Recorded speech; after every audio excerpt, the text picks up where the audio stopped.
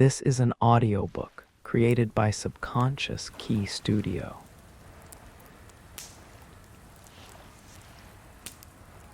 Hello and welcome. Please make yourself comfortable. Close your eyes if you'd like. For the next hour, we are going to embark on a journey together, a journey into the hidden architecture of your daily life. Have you ever had that experience? The one where you think of a song, and then you turn on the radio and it's playing. Or you have a question burning in your mind, and a stranger on the street unknowingly speaks the exact answer. We often smile, call it a happy coincidence, and move on. But what if we paused? What if we leaned in and truly listened? What if these aren't just random blips in the chaos, but are instead part of a vast, intelligent, and deeply personal conversation? A conversation the universe is having with you. This is the language of synchronicity.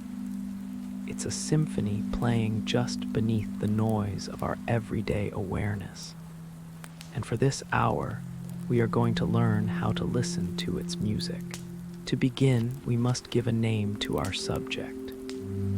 The term synchronicity was coined by the Swiss psychiatrist Carl Jung.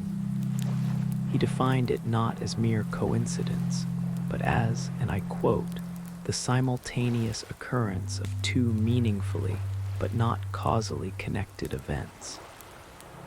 Let's unpack that. Meaningfully connected means the coincidence feels significant to you. It carries a charge, a resonance, a sense of aha.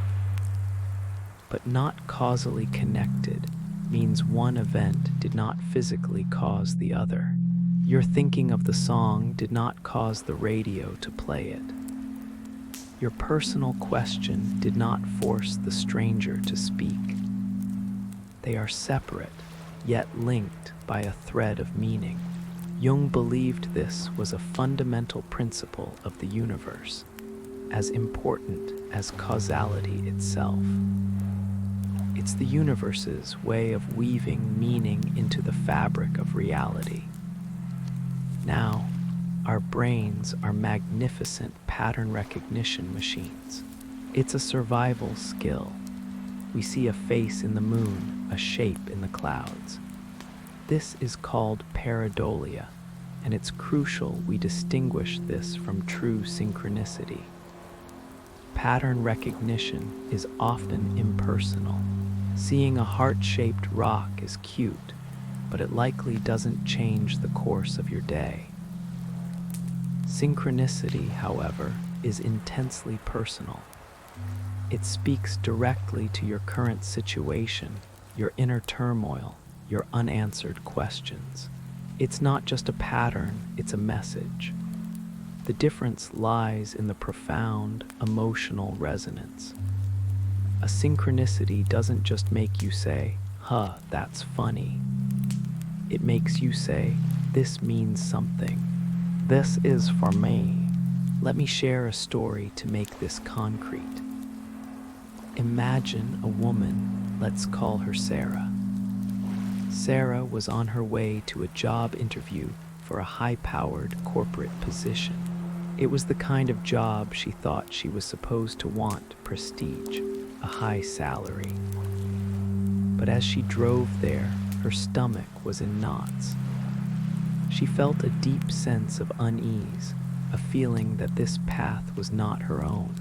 Suddenly, she encountered an unexpected roadblock. A detour sign forced her down a route she had never taken. Frustrated and anxious about being late, she made a wrong turn and found herself on a quiet, tree-lined street she'd never seen. And there it was, a small, independent bookstore with a simple "Help Wanted" sign in the window. She felt a physical pull, a magnetic attraction. On a whim, she pulled over, walked in, and started talking to the owner. An hour later, she walked out with a job offer. a job that paid far less, but filled her with a joy and purpose she hadn't felt in years. That wrong turn wasn't a mistake, it was a course correction. The universe was using the detour to speak to her, and thankfully, she was listening. Now, consider another story. A man named David was grieving the recent loss of his father. Their relationship had been complex, and David was haunted by a specific, unresolved question. Did his father truly see him, and was he proud of the man he had become? Weeks after the funeral, weighed down by this sorrow, David was on a long train journey. The train was delayed, and he found himself striking up a conversation with the elderly man sitting next to him. This complete stranger, with no knowledge of David's life or pain, began to share stories of his own father. He spoke of forgiveness, of unspoken love, and of the quiet pride that fathers often carry but seldom voice. And then he used a phrase, a specific, unusual turn of phrase that David's father had used constantly throughout his life. The exact words. In that moment, David felt a wave of peace wash over him. His question, held so tightly in his heart, had been answered. Not by a ghost, but by the orchestration of a seemingly random event, a delayed train, a seated companion, a shared story. This is the symphony. These stories are not magic. They feel like it, but they point to a deeper order. They leave us with a pressing question: how does this work? If this is a conversation, what are the mechanics? Is the universe a conscious entity gently guiding us? Are we tapping into a hidden field of information? Let's explore the theories.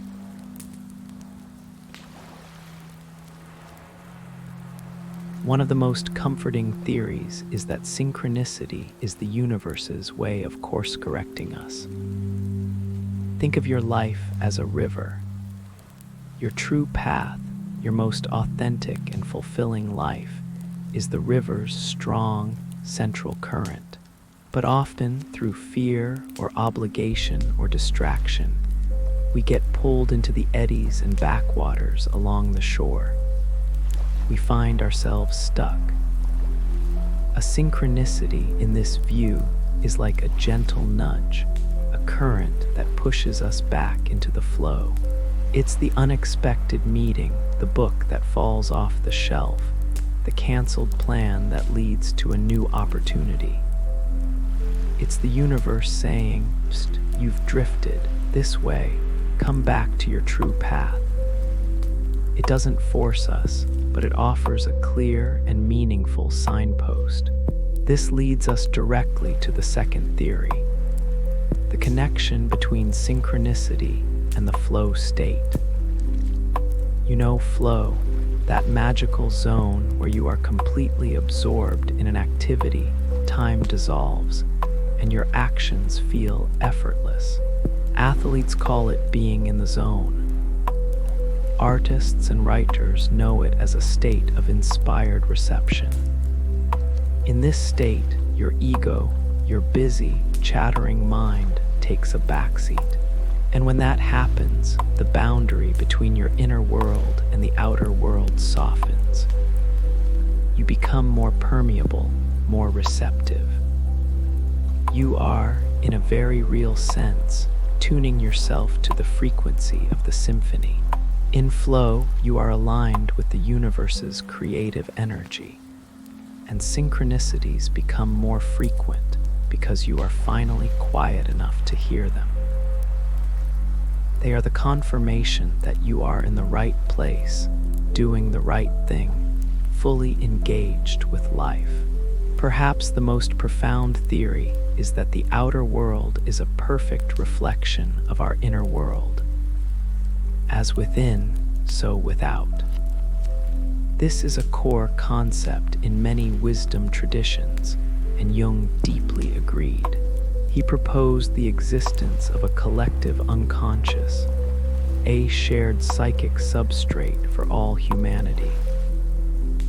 And he suggested that at a deep, quantum level, psyche and matter are not separate, but are two sides of the same coin. In this view, a synchronicity is an external event that mirrors an internal process. The repeated image of a hawk isn't just a random bird. It's a physical manifestation of a psychic content related to vision, perspective, or power that is rising within you. The world is literally acting as a mirror, showing you what is happening in the depths of your own soul. The synchronicity is the moment the mirror clears and you can see the reflection clearly. All these theories converge on one non-negotiable prerequisite: awareness. You must be listening to hear the music. A mind cluttered with to-do lists, anxiety, and the constant buzz of digital distraction will filter out these subtle whispers. Think of your mind as a radio receiver. Most of the time, it's tuned to the static of daily worry. To hear the clear signal of synchronicity, you must intentionally change the dial. This begins with setting the intention. It's a simple, powerful decision. I am open to receiving guidance. I am willing to notice the signs. This intention acts as a command to your subconscious mind to start filtering for meaning instead of filtering it out. So, how do we move from passive observation to active participation? We begin by asking. That's right, you can ask the universe for a sign. This is not about making demands, it's about initiating a conversation. Here's how. First, get clear and specific. If you're facing a difficult decision between option A and option B, don't just ask for a sign. Ask, Universe, if option A is for my highest good, please show me a yellow butterfly. If option B is the better path, please show me a hawk. The specificity is key. It prevents ambiguity. Second, after you ask, you must surrender. Release your white-knuckled grip on the outcome. Let go of the how and the when. Go about your day with a relaxed, open curiosity, trusting that the answer will come in its own perfect time and way. Now, I invite you to try this with me right now. In the privacy of your own mind, think of a question, something you genuinely seek guidance on. It can be big or small. Now, formulate your request for a sign, be specific, ask clearly, and now let it go, release it. Trust that the request has been heard. Now, let's say you see your sign, you see the hawk. What does it mean? This is where the real work begins. The meaning of a synchronicity is not found in a universal symbol dictionary. It is found within you. A hawk can mean keen vision to one person and predatory danger to another. The interpretation is deeply personal. So, here is a simple 3-step framework you can use. Step 1, context. What were you thinking or feeling the very moment you saw the sign? What was the inner dialogue? This is your crucial starting point. Step 2, personal resonance. What does this symbol, the hawk, the number, the song mean to you? What memories, feelings, or associations does it trigger? Step 3, energetic guidance. How does the coincidence feel in your body? Does it feel expansive, light, and encouraging? Or does it feel contractive, heavy, or warning? Your body's wisdom is a powerful guide. Let's walk through it with our hawk. You asked for a sign about a career move and you see a hawk. Context: you were feeling uncertain and small. Resonance: to you, a hawk represents power, focus, and seeing the big picture from a high vantage point. Energetic guidance: the sight of the hawk made you feel excited and empowered. The interpretation becomes clear. It's a message to step into your power, to rise above the details and see the long-term vision. This is your dialogue. You are the ultimate interpreter of your own symphony, but a word of vital caution. This path has a dangerous precipice, the slide into superstition. Superstition is fear-based. It creates rigid, paranoid rules. If I don't see a green car today, everything will go wrong. That is a prison. It places the power outside of you and into a chaotic system of omens. What we are cultivating is the opposite, a relationship of trust. Trust is open, curious, and fluid. It says, I am open to guidance. I will interpret with my heart and intuition. And I trust that even if I misinterpret, I am still held and learning. The goal is not to control life, but to converse with it. It's the difference between being a slave to signs and being a student of meaning. And so, we arrive here at the end of our hour. The world outside your window may look the same, but I hope your experience of it is fundamentally altered. You are moving from a worldview of randomness to one of resonant connection. From a silent, indifferent cosmos to a participatory, intelligent conversation. The synchronous events were always there. The hawk was always flying. The book was always on the shelf. The stranger always had the words you needed to hear. The difference is, now you are fluent in the language. You know how to listen. You know how to ask. And you know how to interpret. The universe has been whispering your name all along. Now you know how to answer. Thank you for listening.